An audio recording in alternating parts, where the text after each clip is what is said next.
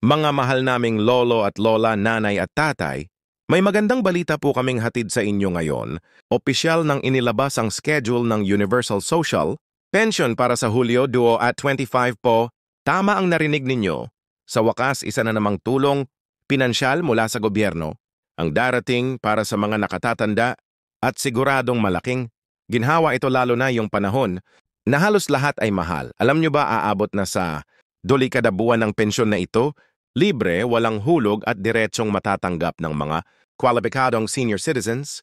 At kung kayo po ay kabilang sa listahan ngayong huli hanggang Setyembre, posibleng makuha nyo na agad ang inyong unang payout, kasama pa ang 500 na bonus allowance. Pero teka, hindi lang yan ang dapat ninyong abangan. Ay, ipakita rin namin sa video na ito kung paano nyo malalaman kung kayo'y kasama sa listahan, saan at kailan pwedeng kunin ang pensyon at anong mga dokumento.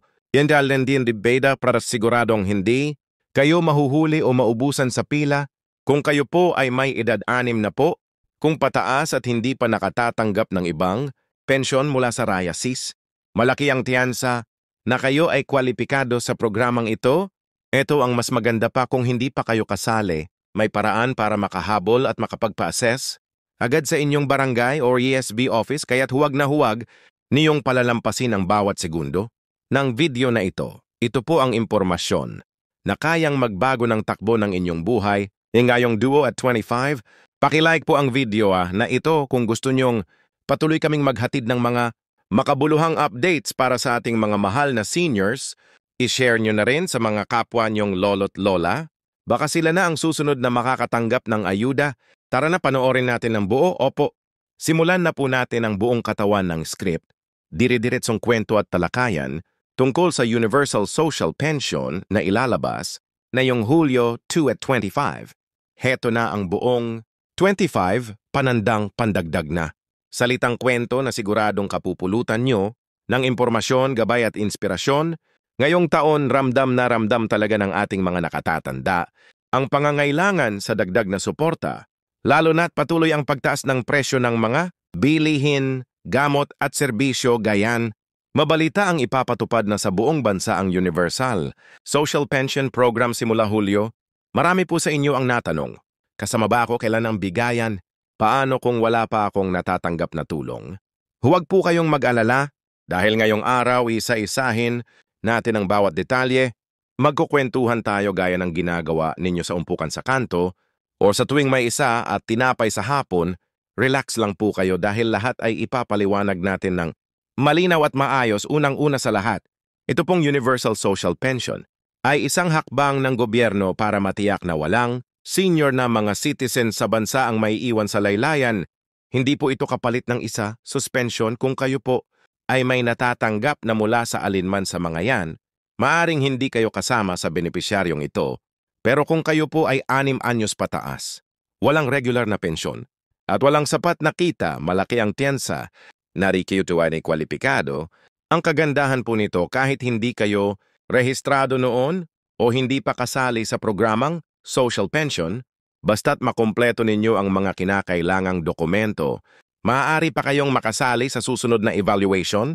Ngayong Hulyo 2025, inilabas na po ng ESG ang unang listahan ng mga kwalipikadong benepisyaro mula sa mga rehiyon ng bansa. Ayon sa opisyal na ulat, mahigit 2.4 milyong senior citizens ang inaasahang makatatanggap ng tulong na 1 simudo kada buwan, at kung kasama ka sa batch na lalabas ngayong quarter, may chance ka ring makatanggap ng lumps na 3,6 na kung hindi ka pa nabigyan noong nakaraang mga buwan, at dagdag pang 500 na transport at meal allowance kung sakaling kailangan mong maglakad o magbiyahe para lamang makuha ang benepisyo mo. Ang tanong ngayon, paano nga ba malalaman kung ikaw ay kabilang?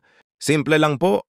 Ang unang hakbang kay Danong, pag-check ng inyong pangalan sa barangay hall or sa YES field office. Marami na pong naili ang nagsimula ng mag-post ng listahan sa mga bulletin board covered sa court, barangay centers at maging sa Facebook page ng inyong lokal na pamahalaan. Kung hindi pa niyo ito nakikita, pwede niyong tanungin ang inyong barangay health worker o senior citizens president. Marami pong kaso na nakasama na pala ang pangalan pero hindi agad nabalitaan, kaya't napakahalagang aktibo tayong nagtatanong at naghahanap ng impormasyon, may ilan din pong lugar kung saan isinagawa ang door-to-door verification. Ibig sabihin mismong mga taga-OD o barangay ang pumunta sa bahay nyo para kumuha ng impormasyon. Kung kayo po ay nabisita at na-interview nitong mga nakaraang buwan, malaking senyales po iyon na kasali na kayo sa unang batch. Pero kung wala pa, huwag kayong mawawalan ng pag-asa. May mga susunod pang batch sa Setyembre, October at Disyembre. 2 at 25 patuloy po ang pag-assist ng mga kwalipikado at nag-update pa ng master list. Tapos para sa buong taon, ngayon pag-usapan natin ang isa sa mga pinaka-importanting bahagi saan at paano ito kukunin. Para po sa mga lungsod at bayan na may digital payout system tulad ng SagCash, Land Bank Card o Visit L, direkta na pong ipapasok ang pera sa inyong account. Pero kung wala po kayong layo wallet, huwag po kayong mag-alala dahil meron pa rin pong physical payout na gaganapin sa mga itinalagang PIO venues, gaya ng gymnasium, barangay, Holo City Social Welfare Office. May mga senior na nagsabing dati raw mahaba ang pila pero na ngayon ay mas organisado na dahil binabase na sa schedule per purok o cluster ng beneficiaries para hindi siksikan. Magdala lamang po kayo ng valid Y gaya ng senior citizen kahit barangay certificate, kopya ng inyong application form. Kung meron at ang pinakahuli, pakiusap po sumunod tayo sa petsang nakatalaga sa inyo para hindi po magkaroon ng abala o kaguluhan. Para sa mga senior na hirap ng bumiyahe o bedrid, may home service payout din pong isinasagawa. Kinakailangan lamang na ipagbigay, alam sa barangay ang inyong kondisyon upang maisama kayo sa listahan ng mga senior na padadalhan ng field officer.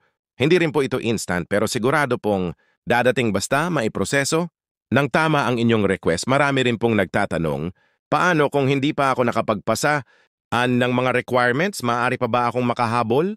Ang sagot po ay pero mahalagang. Mapabilis ninyo ang inyong application. Para po makasali sa susunod na cycle, kailangang isumite ang inyong senior citizen data form, birth certificate o barangay certification ng edad, at proof of indigency kung meron.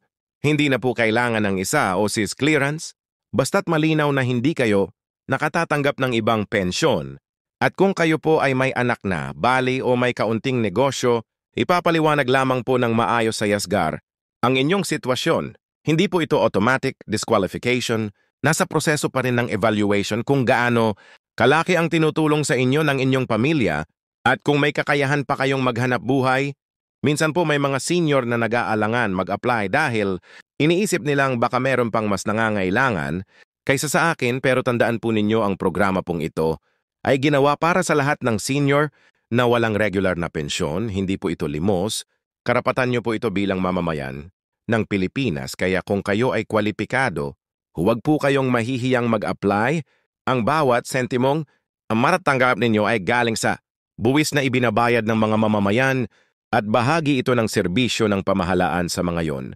Patuloy pong pinaghahandaan ng gobyerno ang pagpapalawak ng Universal Social Pension target nila na pagdating ng taong 2028 lahat ng senior citizen sa bansa, pensyon, man o hindi ay makatatanggap ng buwan ng tulong, pinansyal mula sa estado. Pero habang hindi pa naaabot ang target na ito, mas mainam na samantalahin natin ang pagkakataong ito at maging aktibo sa proseso.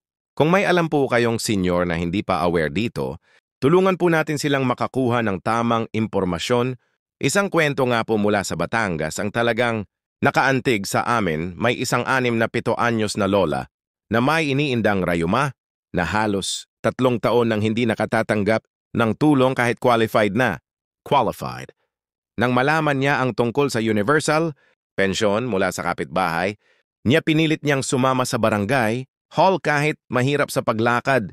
At nung buwan ng Marso, sa wakas, natanggap niya ang unang payaw niya, 3,6 na lump sum. Halos maiyak siya habang sinasabi niyang makakabili na siya ng maintenance, medicine, at bigas nang hindi naasa pa sa anak niyang nasa Maynila. Sabi niya, parang may ngiti na uli ang buwan ko. Ganyan po kalaking tulong ang maibibigay ng programang ito sa buhay ng ating mga nakatatanda. Kaya't kung kayo po ay magulang, lolo-lola o may kamag-anak na senior, huwag po ninyong hayaang mawala ang pagkakataong ito. Simulan na niyong alamin ang proseso, i-update ang inyong dokumento, at i-check ang schedule ng inyong barangay. Kung kailangan niyo ng tulong, maraming ahensya at volunteers na handang sumuporta kahit kami po rito sa aming channel. Handa kaming gabayan kayo kung kailangan. Niyo ng step-by-step na walkthrough ngayong Julyo 2 at 25. Hindi lang po pera ang hatid ng Universal Social Pension, kundi pagkilala sa karapatan dangal at kontribusyon ng bawat nakatatanda sa ating lipunan. Ito ay paalala na hindi kayo nakakalimutan. Nasa kabila ng lahat ng hirap, kayo ay patuloy na pinapakinggan, pinahahalagahan at pinaglilingkuran. Kaya't mga kababayan, lalo na po sa ating mga seniors, handa na ba kayong tumanggap ng biyaya? Kung mag-comment po kayo sa baba ng kasama, ako para malaman namin kayo ay umaasa at sumusuporta sa programang ito. At syempre, kung sa tingin nyo po ay maraming matutulungan ng video na ito, paki-like po at i-share sa inyong mga yise, kapitbahay at pamilya. Ang isang simpleng pindot ninyo ay maaaring magdala ng malaking tulong sa isa pang senior na hindi pa aware sa benepisyong ito. Hanggang sa susunod nating video, mga mahal naming lolo't lola, lagi niyong tandaan, hindi kayo nag-iisa, nandito kami para gabayan kayo, impormahan kayo at samahan sa bawat hakbang ng inyong senior journey. Maraming salamat po at mabuhay po kayong lahat, yay!